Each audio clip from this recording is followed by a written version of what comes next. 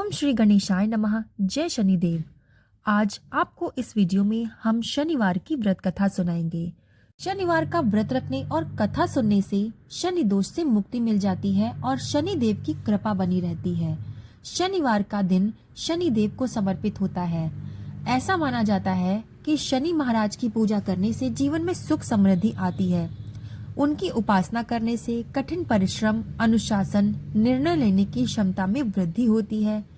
इसका व्रत रखने और कथा सुनने से साढ़े साती और ढैया के प्रभाव से आपको मुक्ति मिल जाती है और आपके जीवन में सुख समृद्धि, मान सम्मान और यश की प्राप्ति होती है। यदि आप शनिवार के दिन व्रत रखते हैं और घर में सुख शांति के लिए भगवान शनिदेव की पूजा अर्चना करते हैं तो इससे शनिदेव प्रसन्न हो जाते हैं और उनकी कृपा आप पर सदा सर्वदा बनी रहती है। तो आइए अब सुनते हैं शनिवार की यानी शनिदेव की व्रत कथा। कथा के अनुसार एक बार की बात है कि सभी नवों ग्रहों में वाद विवाद छिड़ गया। प्रश्न ये था कि स्वर्ग लोक में सबसे बड़ा कौन है। इस फैसले को करने के लिए सभी नवग्रह राजा इंद्र के पास पहुँचे और बोले कि हे देवराज, आपको ये फैसला करना होगा कि हम में से सबसे बड़ा कौन है।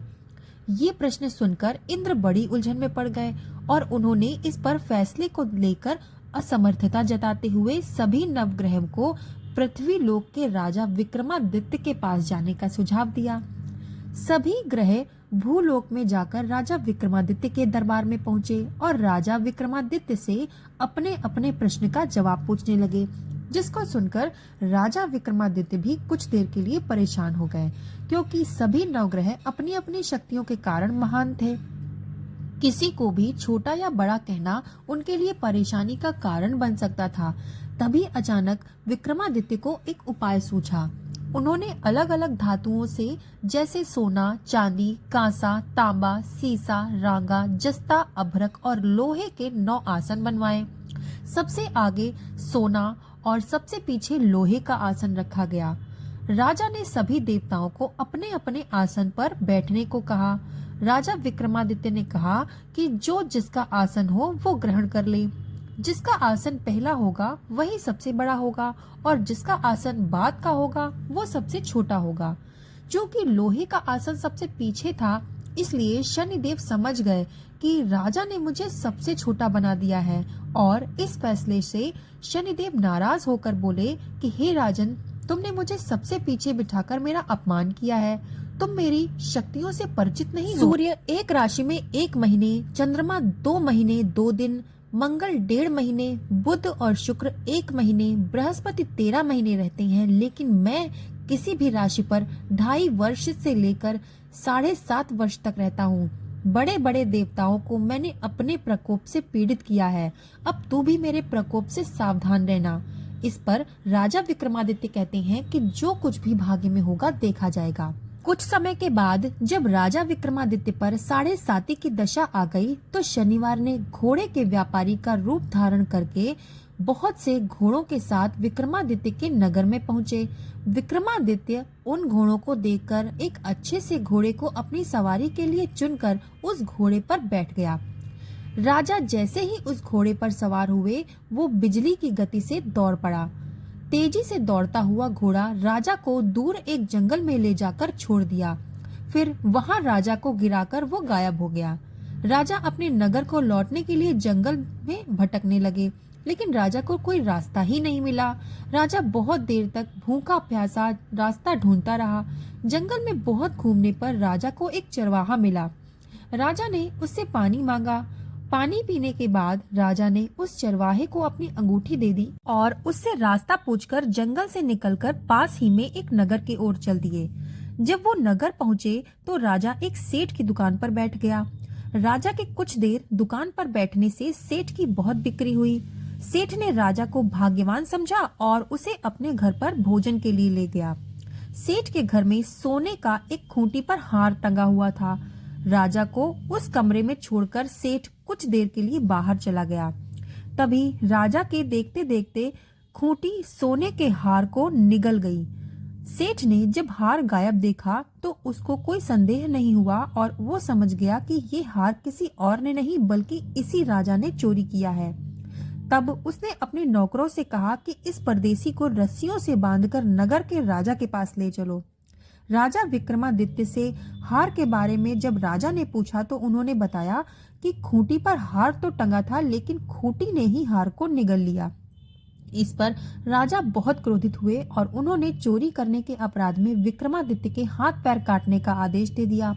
सैनिकों ने राजा विक्रमादित्य के हाथ पैर काटकर उन्हें सड़क पर छोड़ दिया। इसके कुछ दिन के बाद एक तेली उन्हें उठाकर अपने घर ले गया और उसे कोल्हू पर बिठा दिया। राजा आवाज देकर बैलों को हाँकता रहता। इस तरह तेली का बैल चलता रहता और राजा को भी भोजन मिलता रहा। शनिदेव की 7.5 पूरी होने पर वर्षा ऋतु प्रारंभ हो गई। उस रात विक्रमादित्य मेघ मल्हार गा रहा था। तभी नगर की राजकुमारी मन भावनी रथ पर सवार होकर उस घर के पास से गुजर रही थी। उसने मल्हार सुनी तो उसे बहुत अच्छा लगा, जिसके बाद राजकुमारी ने दासी को भेजकर गाना गाने वाले को बुलाने के लिए कहा। दासी लौटकर राजकुमारी को बताने लगी कि वो तो अपंग है, लेकिन राजकुमारी उसके मेघ मल्हार से इतनी मोहित हो गई थी। उसके बाद सब कुछ जानते हुए भी उसने उस अपंग से विवाह करने का निश्चय कर लिया। राजकुमारी ने अपने माता पिता से जब ये बात कही तो वो हैरान हो गए। उन्होंने राजकुमारी को बहुत समझाया, लेकिन राजकुमारी ने जिद नहीं छोड़ी और प्राण त्याग देने की बात कही। आखिरकार राजा रानी ने विवश होकर अपंग विक्रमादित्य से राजकुमारी का विवाह करा दिया। विवाह के बाद राजा विक्रमादित्य और रानी तेली के घर में रहने लगे। एक रात स्वप्न में शनिदेव ने राजा से कहा कि हे राजन, तुमने मेरा प्रकोप देख लिया। मैंने तुम्हें अपने अपमान का दंड दिया है। इस पर राजा ने शनिदेव से क्षमा मांगते हुए कहा कि हे शनिदेव, आपने जितना दुख मुझे दिया है अन्य किसी को ना देना और मुझे भी माफ कर दें। इस पर शनिदेव कहते हैं कि राजन, मैं तुम्हारी प्रार्थना स्वीकार करता हूँ। जो कोई भी स्त्री पुरुष मेरी पूजा करेगा, मेरी कथा सुनेगा, जो नित्य ही मेरा ध्यान करेगा, चींटियों को आटा खिलाएगा और सभी प्रकार के कष्टों से वो मुक्त हो जाएगा और उस सबकी मनोकामना पूरी हो जाएगी। अगले दिन प्रातःकाल राजा विक्रमादित्य की नींद खुली तो उसने देखा कि उसके हाथ पैर वापस आ गए हैं। ये देखकर राजा को बहुत खुशी हुई। उन्होंने मन ही मन शनिदेव को प्रणाम किया। राजकुमारी भी राजा के हाथ पैर देखकर बहुत आश्चर्य में डूब गई। तब राजा विक्रमादित्य ने अपना परिचय देते हुए शनिदेव के प्रकोप की सारी कथा अपनी पत्नी को सुनाई। इधर जब सेठ को इस बारे में पता चला तो वो दौड़ता हुआ आया और राजा विक्रमादित्य के चरणों में गिरकर क्षमा मांगने लगा। राजा विक्रमादित्य ने उन्हें क्षमा कर दिया, क्योंकि वे जानते थे कि ये सब तो शनिदेव के प्रकोप के कारण हुआ था। सेठ राजा विक्रमादित्य को पुनः अपने घर ले गया और उन्हें भोजन आदि कराया। भोजन कराते समय वहां सबके सामने उसी खूंटी से हार जो उसने निगल लिया था वो उगल दिया। इधर सेठ ने भी अपनी बेटी का विवाह राजा के साथ कर दिया और बहुत से आभूषण, स्वर्ण, धन आदि देकर राजा को विदा कर दिया। राजा विक्रमादित्य राजकुमारी मनभावनी और सेठ की बेटी के साथ अपने नगर को पहुँचे तो नगर वासियों ने हर्ष के साथ उनका स्वागत किया। अगले दिन राजा विक्रमादित्य ने पूरे राज्य में घोषणा कराई कि शनिदेव सब ग्रहों में सर्वश्रेष्ठ हैं। प्रत्येक स्त्री पुरुष को शनिवार का व्रत अवश्य ही करना चाहिए और व्रत कथा भी जरूर सुननी चाहिए। कथा समाप्त।